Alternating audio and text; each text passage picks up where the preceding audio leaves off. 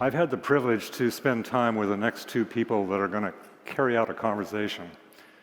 And the reason why I asked them to come is because I have been enriched by being in their presence. Ladies and gentlemen, welcome Ed Wilson and Jane Goodall for coming.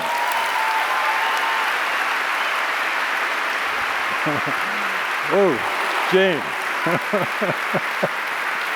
Hi, okay. You get the green chair. Ed. How are you? You get the orange chair. Okay. It's good.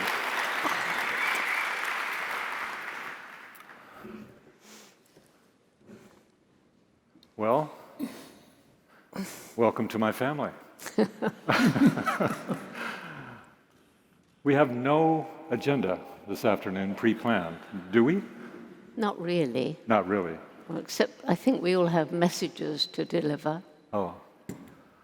How would I guess that? Ed, you've watched the day. Is this what you wanted us to do? Yes, and I think you're doing it. So thank you for having me as part of it, and thank you for letting me witness it. Thank you all. It's great.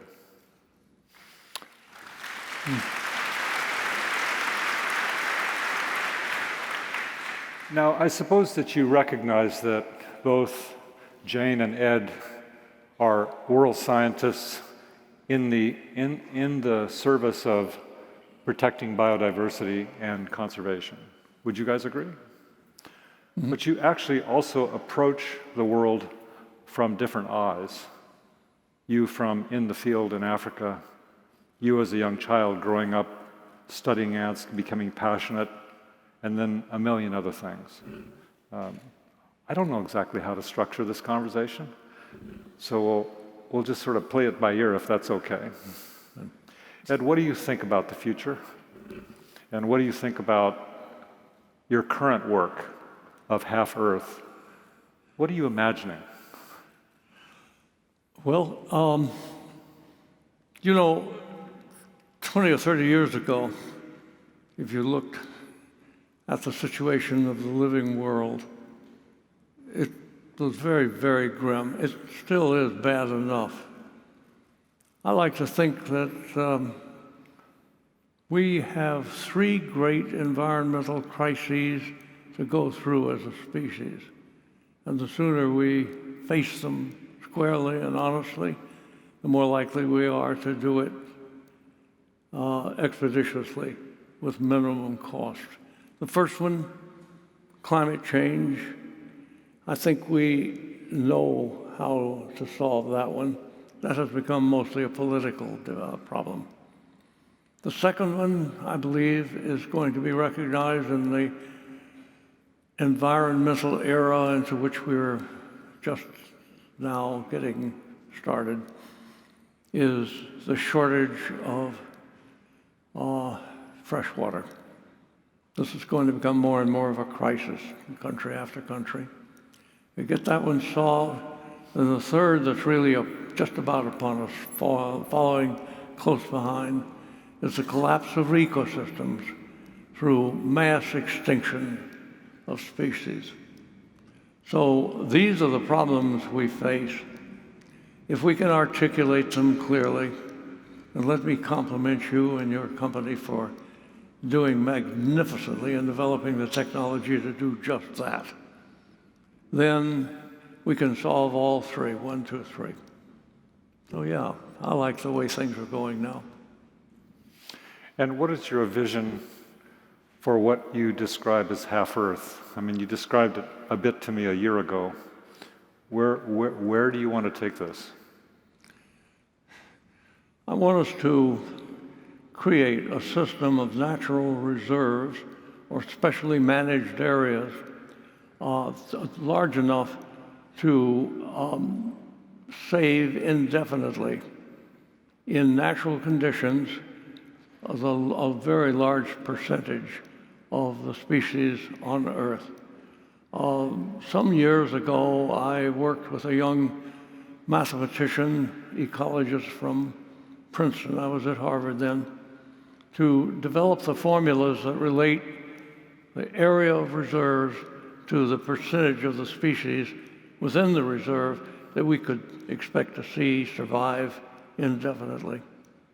And one of the results that comes from that, for those of you who love mathematics, it would be due to the exponent in the formula relating the number of species that can survive on a reserve to the area of the reserve of about the 0.25, the square root of 0.25.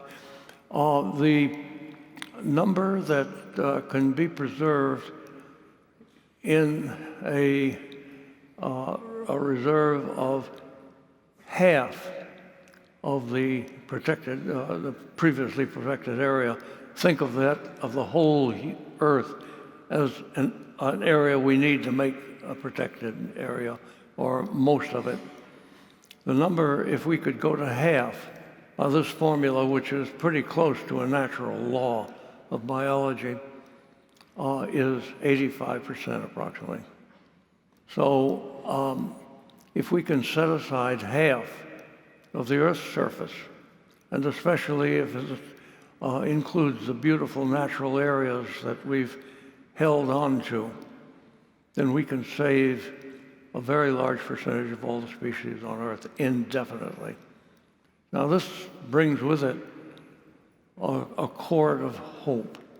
And I'm happy to tell you that the Half-Earth proposal has become an initiative, and I think it's pretty well been accepted by conservation organizations and activists around the world. And what are you doing right now to create a roadmap for what half to protect?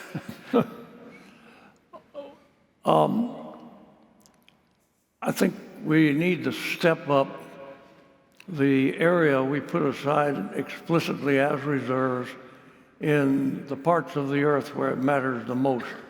We could get higher than 85% if we could do that skillfully. But in addition, we need to launch at this time, and now I'm addressing younger people especially, who are looking for a very highly productive career to go into. It will be far more effective, and we can do even more than what the theories seem to allow us, is if we find out what the biodiversity is.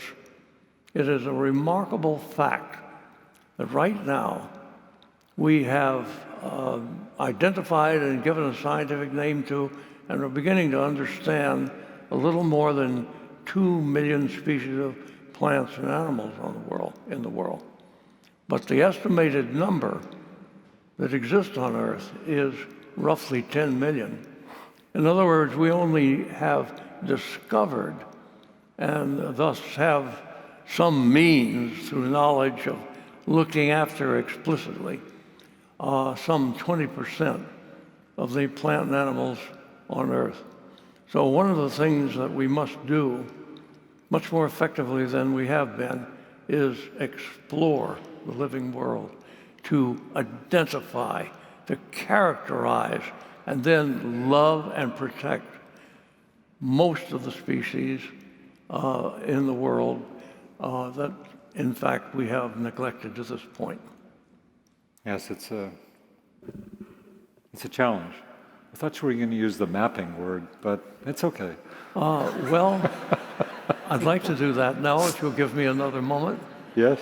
Okay? Because I so admire what you're doing.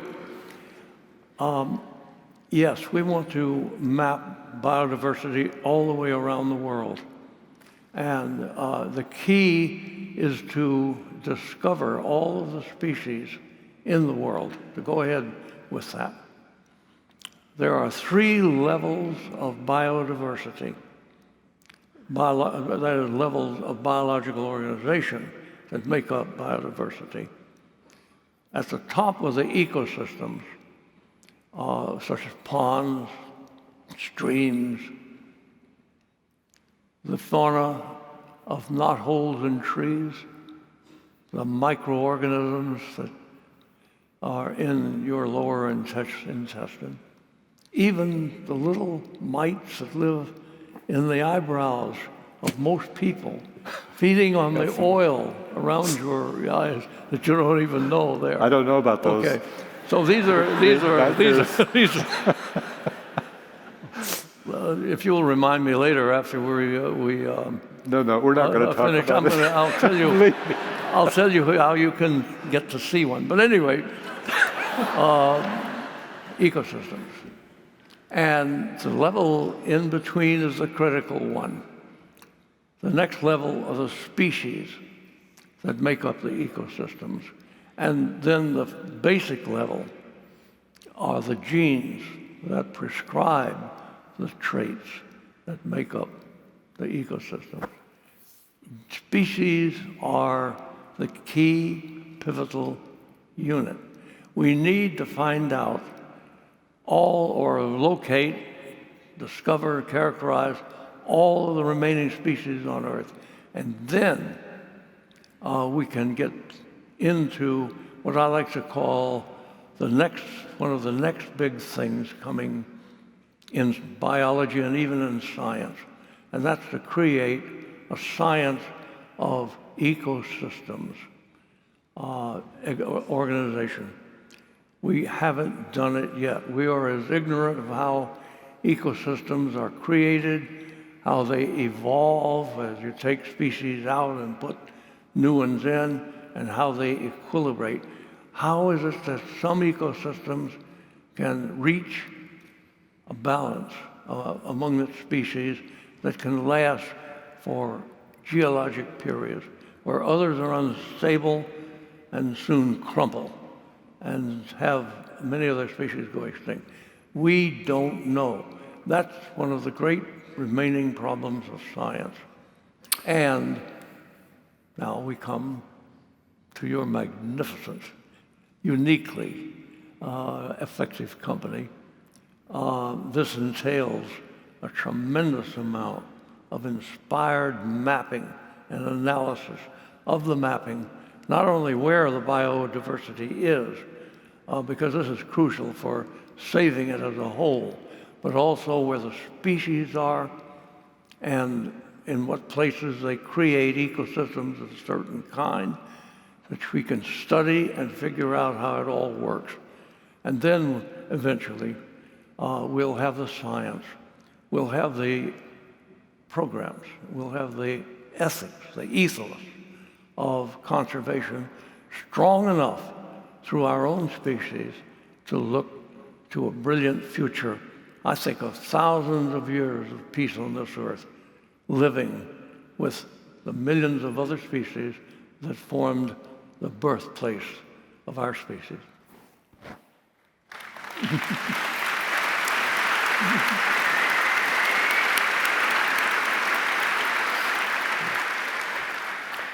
One final question, Ed. You've been working with Yale University on developing computer models for mapping and modeling all the different species. Can you share a little bit more about that? Yes.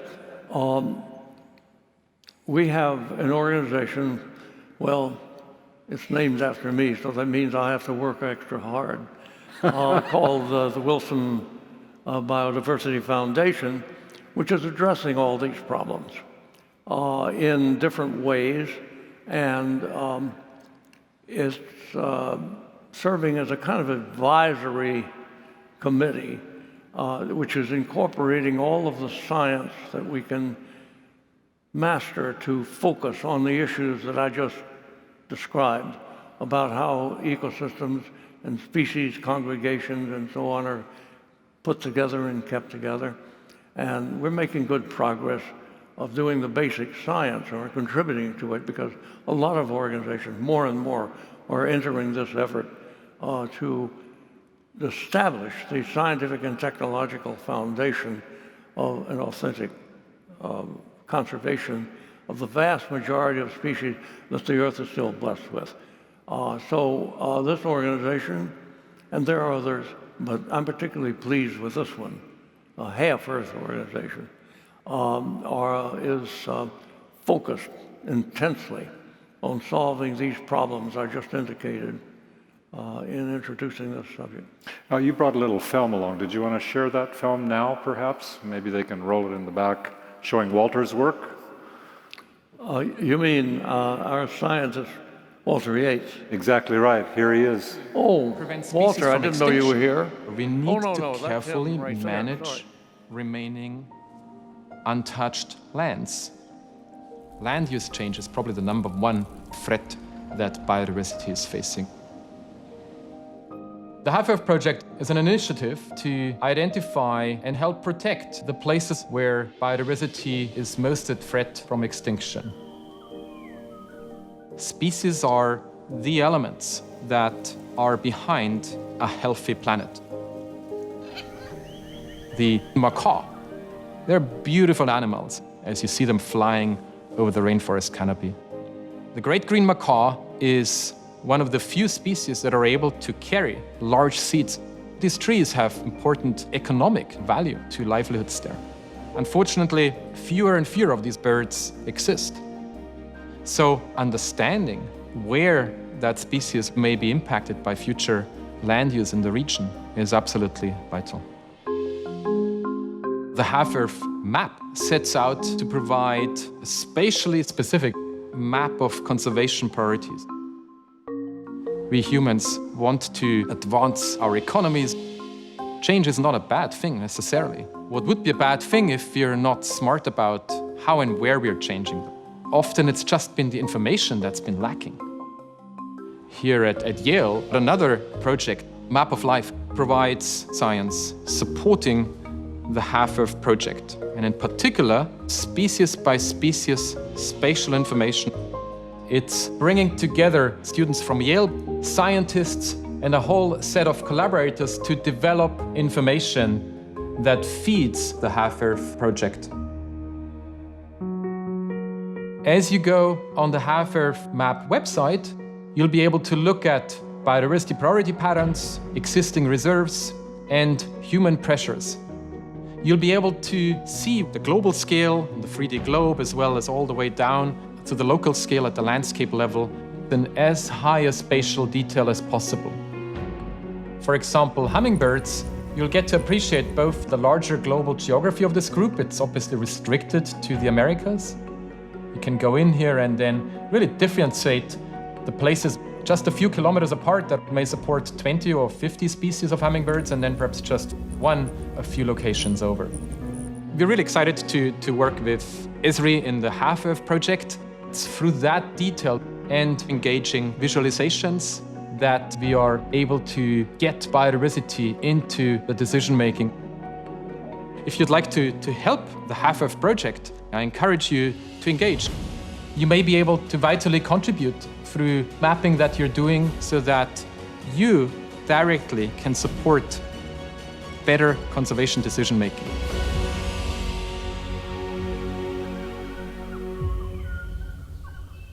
It's great.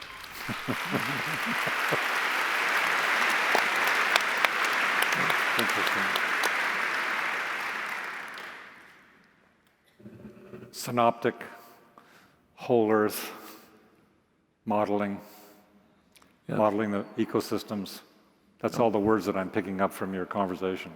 I believe that what we're forming right now, and really brilliant young scientists like the one you just heard in our organization, and some of the key activities that you've undertaken, thank you for doing it, will result in a technology that becomes more and more powerful, sophisticated, and applicable to the real problems.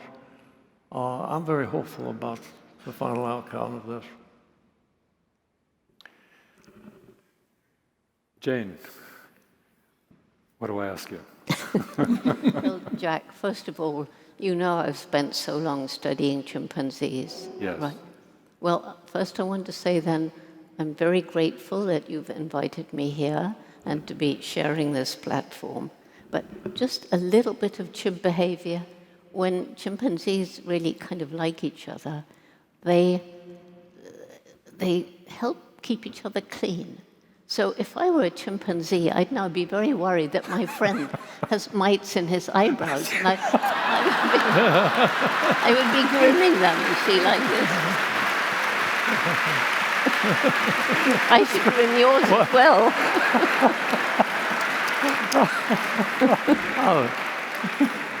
Well, Do they sorry. say anything when they do this? Well, Jack, you know that my message is hope. You know that I go around the world talking about reason for hope. You know that I've written many books, and hope is in the title of all of them. And you also know that I'm passionate about conserving nature and the future of our planet and our children. But I'm traveling 300 days a year all around the world. And there are certain things today that are really bothersome. And we have to face up to them. We can't ignore them. And first of all, there's a very worrying swing to the far right in our political systems in so many countries, with levels of corruption that are very, very hard to fight. And secondly, it's now predicted that by 2050, there will be 9.7 billion people on this planet. We are already using up more natural resources in some areas than Mother Nature can restore. And if we carry on with business as usual, the best plans that we make, however much of the planet we want to save, we shall be fighting a tide of humanity that'll be like a tsunami. And so climate change, climate crisis is another one that's happening. It's not something in the future. It, after all, is not a Chinese hoax. It's real. And I was...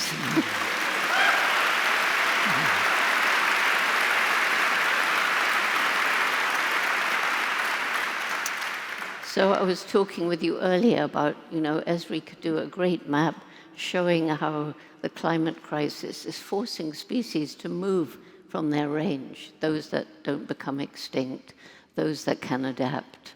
And, so those are the things that we've got to map our reasons for hope. We've got to consider them. We can't ignore them. Would you agree? I agree. You agree. We have to face up to those things. And I'll just say very quickly, and we can talk about them later, but what are my reasons for hope against all of this? First of all, it's the young people. We've already had examples today, these young people from Ireland. I mean, wasn't that amazing? Yes. Amazing. And and you've helped a lot for me to develop our Jane Goodall Roots and Shoots program. It's now in 60 countries. It's young people from kindergarten, university, and everything in between.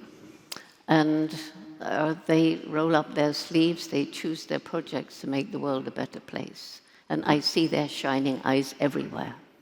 And then there's, exemplified here, and with both of you and everybody out there, this intellect of ours, studying the chimps as I did, helping science to come out of its reductionist way of thinking, where we humans were isolated, we were different in kind from the rest of the animal kingdom, but the chimps are so like us biologically as well as behaviorally that science was forced to start thinking differently, that we're part of the animal kingdom and not separated from it. And it enables us, because they're so close, 98.6% of our DNA we share with them. So then we stand back and say, yeah, they're more like us than any other living creature, but we're different. Look at us here. We're different, and it's, to me, the explosive development of the intellect. So that's one of the reasons for hope. We haven't been very wise, but when you think of everything that we've seen today, when you think of the brilliant minds out there, when you think we've sent a rocket up to Mars with a little robot that crept off taking photographs, I don't think we want to live on Mars having seen those photographs. We've just got this one blue and green planet. So how is it that the most intellectual species on the planet is destroying its only home? But at the same time, and again demonstrated here today, we do have the intellect if we get together now, but we don't have that much time. We've got to just find ways of dealing with this terrible crisis that we're in. And then another thing illustrated already, but the resilience of nature. Give nature a chance, and life can come back where we have destroyed it before, even if it's not exactly the same. And then finally, the indomitable human spirit, the people who say, no, I won't let this species go extinct. I'm going to give it another chance. And lo and behold, we have example after example of animals that were on the brink of extinction that we've given another chance. And, you know, people who cope with seemingly impossible tasks. And I'm not just talking about science. I mean, the reason I carry Mr. H, just because people are probably wondering why this little old lady is carrying around a stuffed monkey. He was given to me by a man called Gary Horn 29 years ago. Gary went blind when he was 21 in the US Marines, decided to become a magician. Everyone said, but Gary, you're blind, you can't be a magician. And he works with kids, they don't know he's blind, and at the end he'll say, tell them, but if things go wrong in your life, you must never give up. There's always a way forward.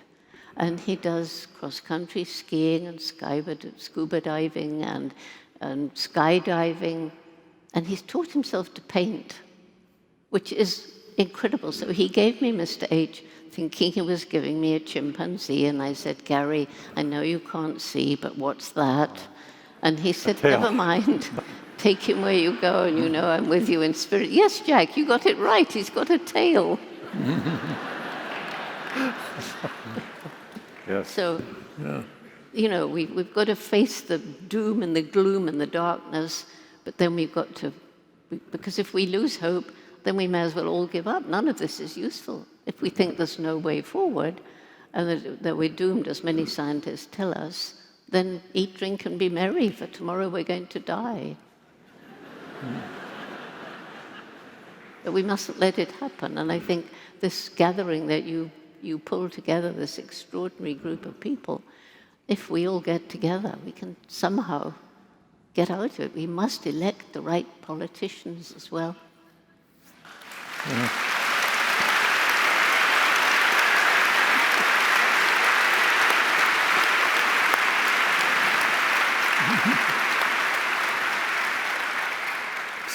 So Jane, I know two programs that you do. One of them is Roots and Shoots, which is growing the next generation. The second program is something you call Takari. You want to explain what that is? Yes.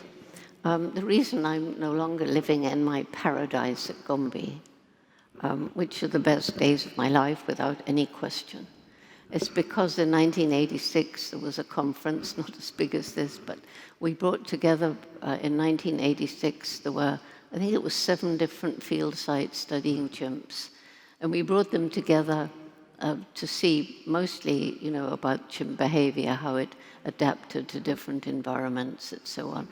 But we had a session on conservation, and it was a total shock.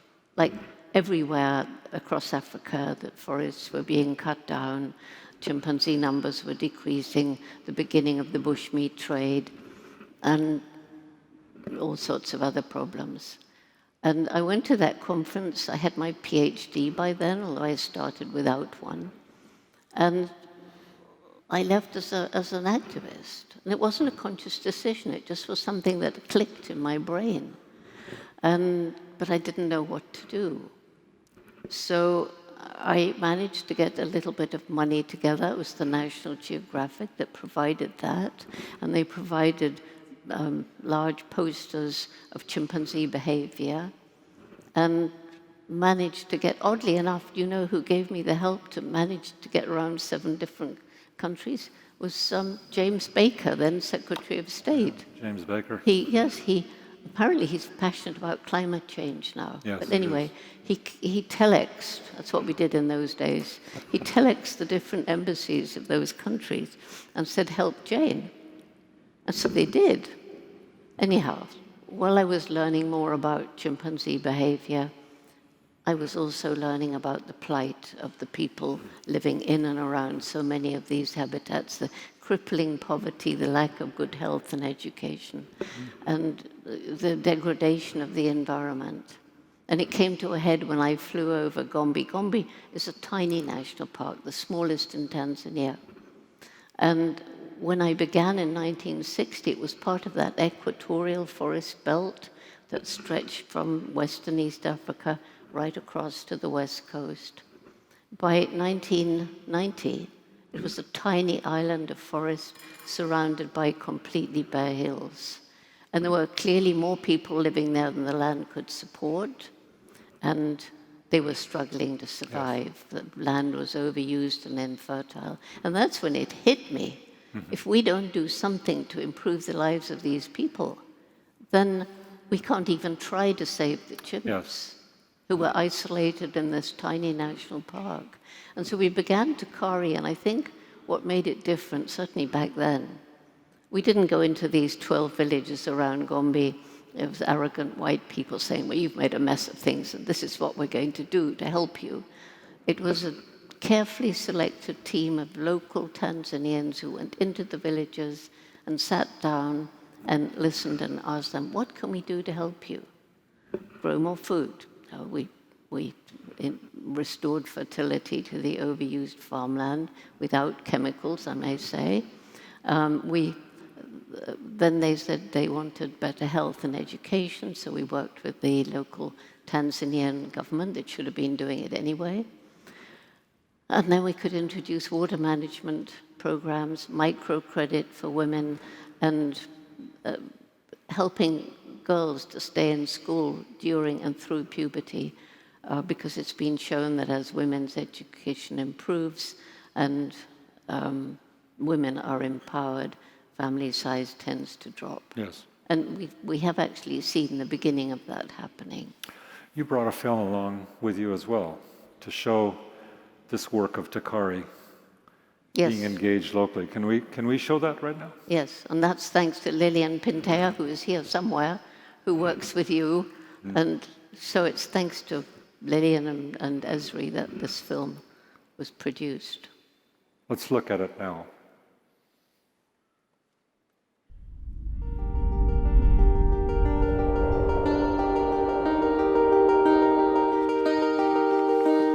I became passionate about remote sensing and satellite imagery, how beautiful the Earth is from space. So it gives you this opportunity to see the interconnectiveness, and that put me on this journey to bridge that gap between technology, communities, and actually conservation practice. It started with Jane, of course. She started this conservation project called Takari. Around 1984, Jane flew over Gombe, and suddenly she realized that Gombe became a habitat island surrounded by this ocean of deforestation. Jane realized that there is no way we can protect biodiversity without engaging local communities.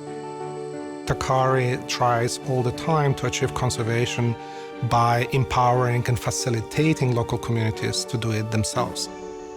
Indigenous communities are stewards of 80% of biodiversity. Jane started with building awareness to make people and governments and decision makers aware chimpanzees are representing the larger biodiversity, and it's actually about healthy forest. It is absolutely essential to integrate traditional knowledge with conservation planning. The local community have this unique knowledge of their landscapes, of plants and animals. So the community forest monitors are using Survey 123 app installed on their mobile device. The app has a protocol which actually community has been developing themselves. It's not about us collecting science data, it's about information which they think is important. Hii hapa ni tablet ambayo huwa ninaitumia mimi wakati ninapoingia polini kuifungua, na baada ya kumaliza kufungua huwa nachukua juhudi. Once back in town where they have access to the internet, they press a button, this information goes into ArcGIS online cloud, and then our staff have access to data. They can print maps, visualize them in dashboards, and communicate this information to the forest monitors and back to the village government so they can see the result of their work. GGI is still facilitating access to those maps, but the information on those maps is owned by those communities. It allows them not only to map the knowledge, it also allows them to connect to the amazing resources in USA, for example, developing weekly deforestation alerts, or government policymakers in Dar es Salaam who are developing a chimpanzee conservation action plan. But it also gives them the opportunity to decide how much they want to contribute to that process.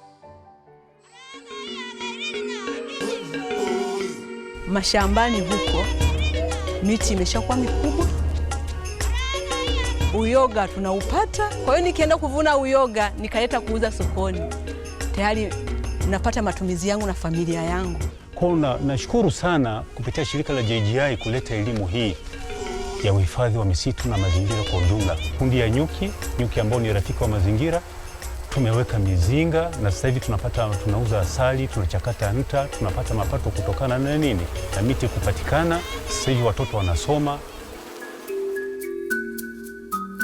It's incredible to see that some villages were able in the last 15 years to start recovering some of the tree cover. The same thing we did with Takari, we have to do it at the planetary scale. It gives me hope, because one of Jane's reasons for hope is the resilience of nature.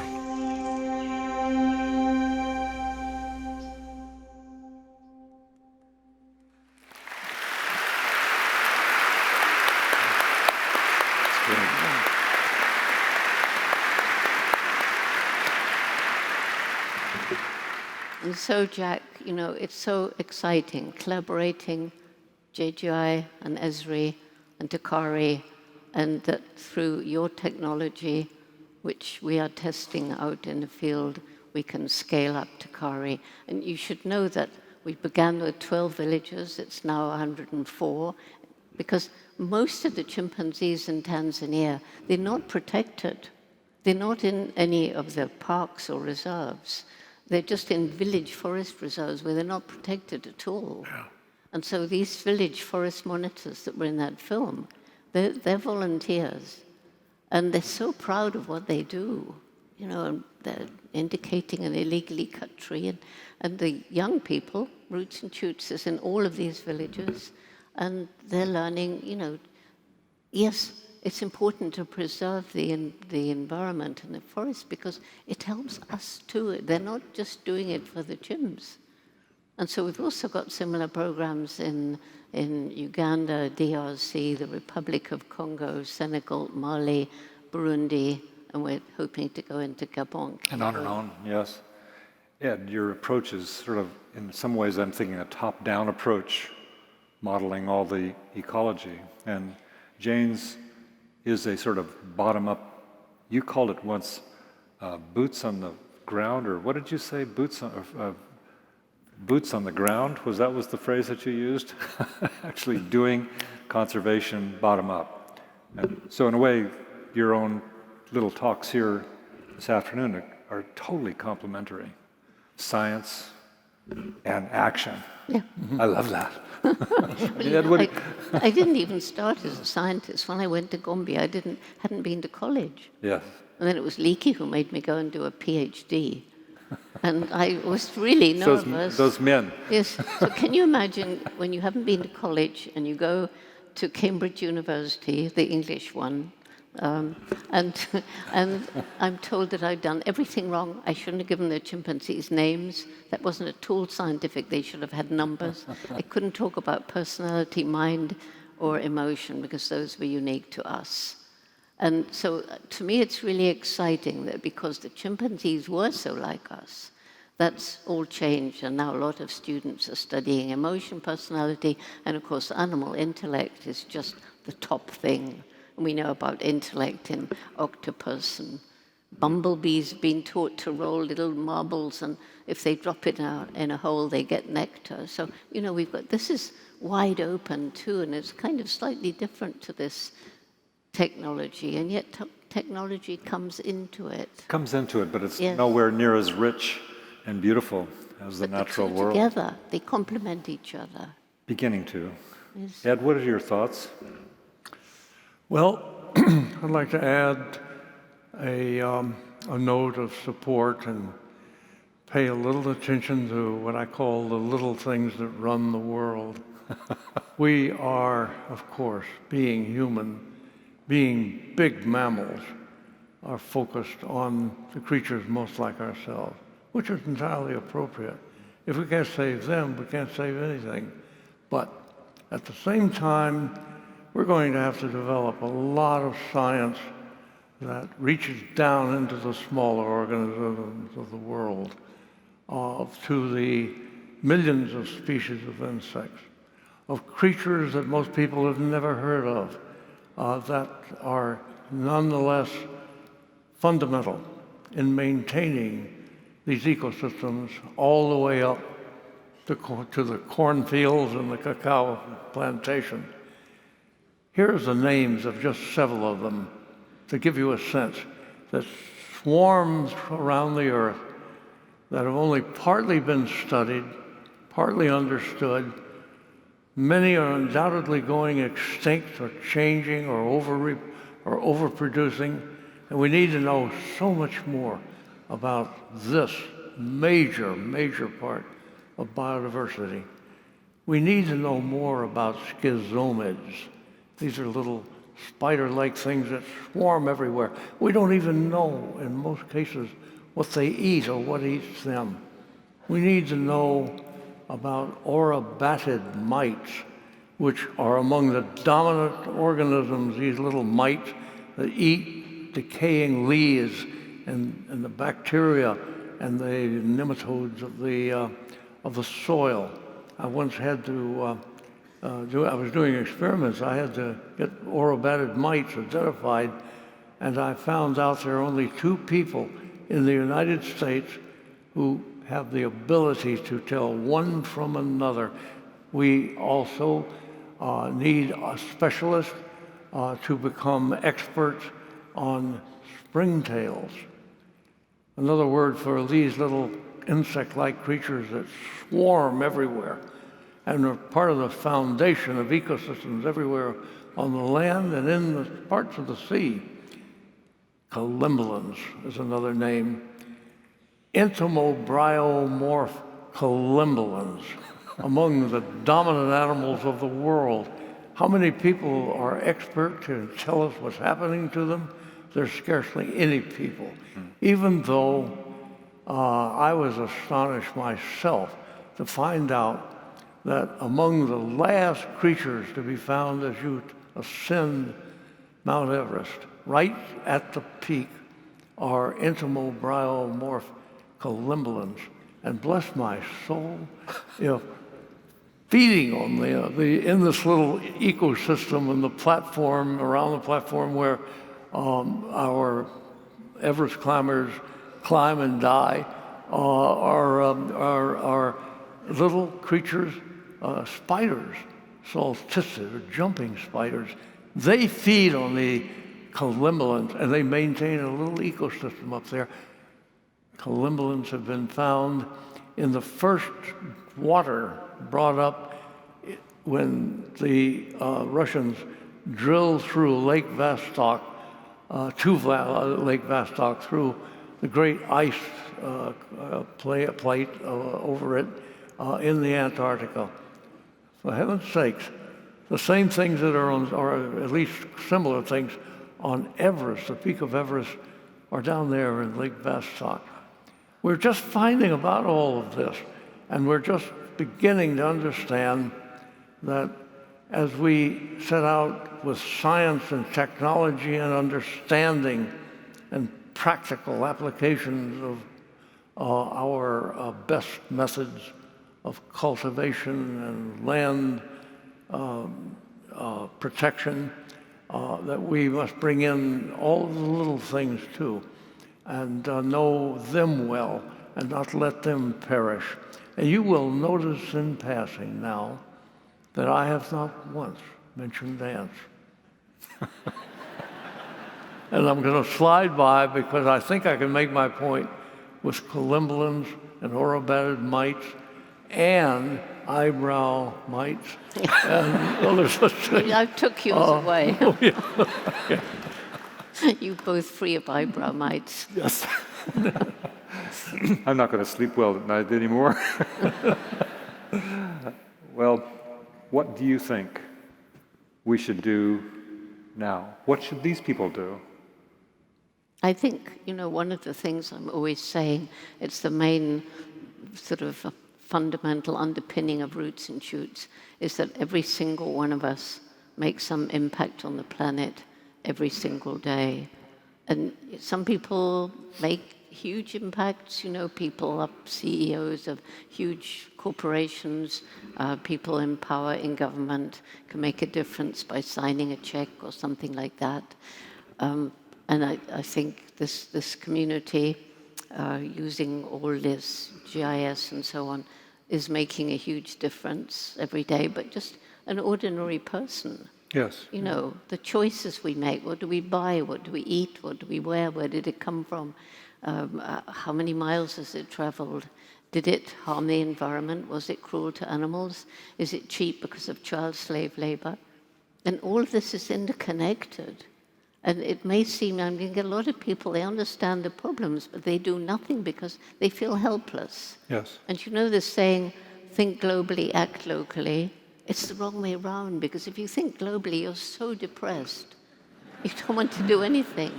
But if you say, here in my little community, I can clean up this stream if I get people to help me. And I can do community action like Takari. Exactly. Is doing. I mean, it's not about doing it in Gombe. Yes, it is about doing it in Gombe, but it's about doing it in Redlands, my town. Doing it in Redland, doing it in London, doing it in Ireland, just doing your bit and then knowing that millions of other people doing their bit is going to make a huge difference. And it's also about participating in science. Last year, Ed, you mentioned that you wanted to recruit everybody to get them collecting data, young kids going out in the forest, doing surveys like we saw in the previous presentation. Citizen science. Citizen science. And you said something extraordinary. It was about, I forget what you said. Do you remember? It was something about... Me or Ed? No, Ed. Yes, It was something about boots on the ground. You wanted every kid doing it. Yeah, and participating locally and also contributing to science in a I macro way. realize that I'm beginning to sound more like a Marine recruiter than a biologist.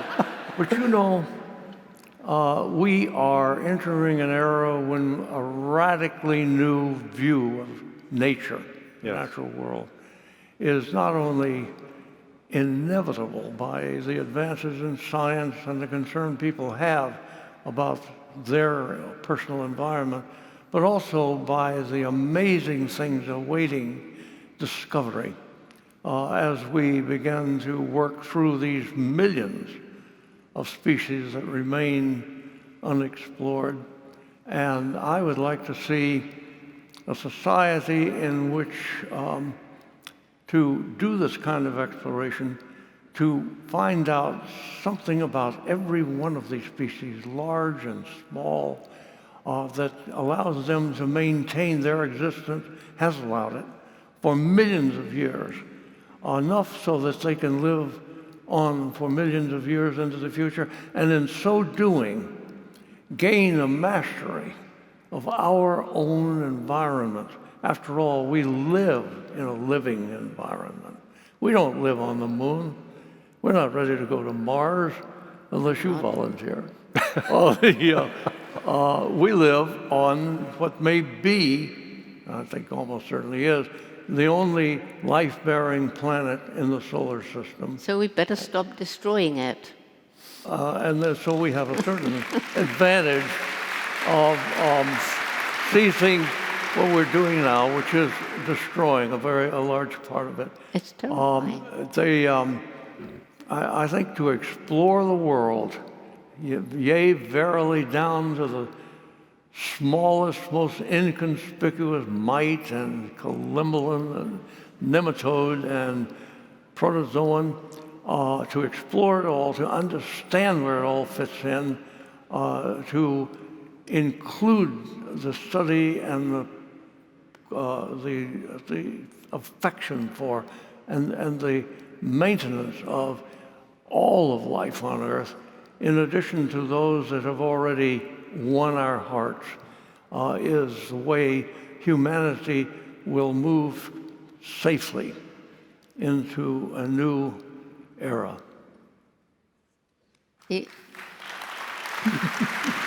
Amazing. Jane.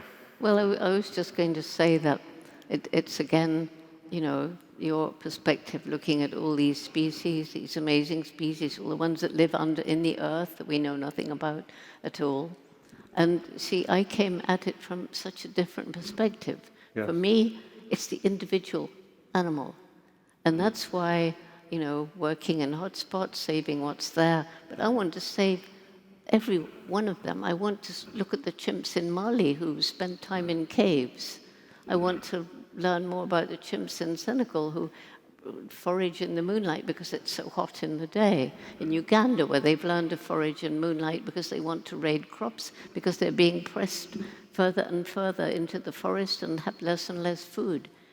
And these individuals, that we're finding individuality in so many animals, and they're sentient and they're sapient, and we're treating them. And, I mentioned earlier the 9.7 billion people by 2050. And what about our livestock? What about our livestock? The fact we're growing more grain to feed animals than people today, and there are people starving. And as people eat more and more meat, first of all, there's the cruelty in the factory farms. Secondly, areas destroyed to grow the grain, the fossil fuel used to take the grain to the animals, to the abattoir, to the table. The fact they're producing methane in their digestion, like everybody does, but cows do a lot. And you mentioned water. The huge amount of water that's wasted changing vegetable to animal protein. And knowing Sylvia's out in the audience, fish too are sentient beings, and they too have feelings. The blue stuff.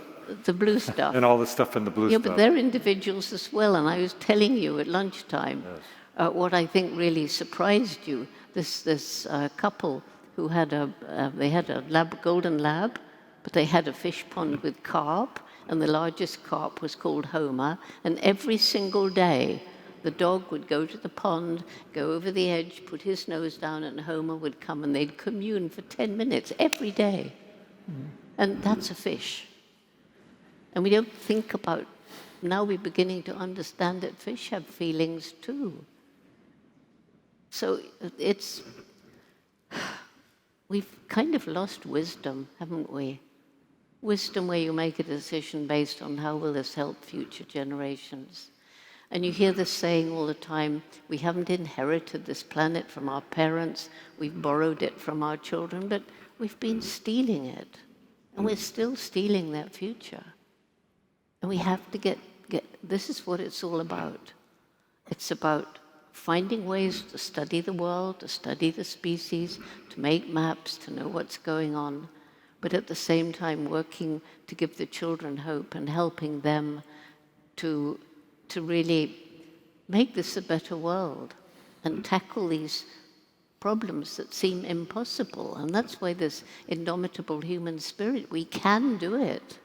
So at the end of every one of our meetings Yes. in Tanzania, where Roots and Shoots began, the children were saying, together we can. In other words, we can save the planet.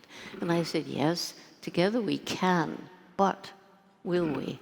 So now at the end of every single session, it's together we can, together we will. And we see Muslims and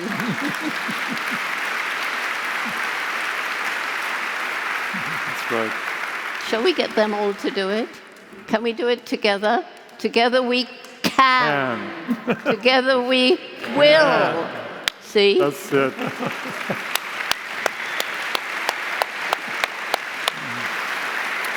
Well, it's my great honor to share you with these people. It's been a great day. And now a lot of people want to meet you face to face, don't you? I think so, yes. Well, that'll be impossible, but unless you both want to be overwhelmed. But both of them are going to be up in the exhibit area in a few minutes, and they would like to say hello to you, take some photos, get a sense of your spirit. I think they got a sense of your spirit. You don't give up. This is what I know about you. You're always positive, both of you. And you're an inspiration to both of us, all of us. Both of you are. I think we might add you into this little summary of Well, you being guys inspire positive me. and hopeful. You inspire me, both of you. Ladies and gentlemen, thank you very much. We're now going to go upstairs. Thank you.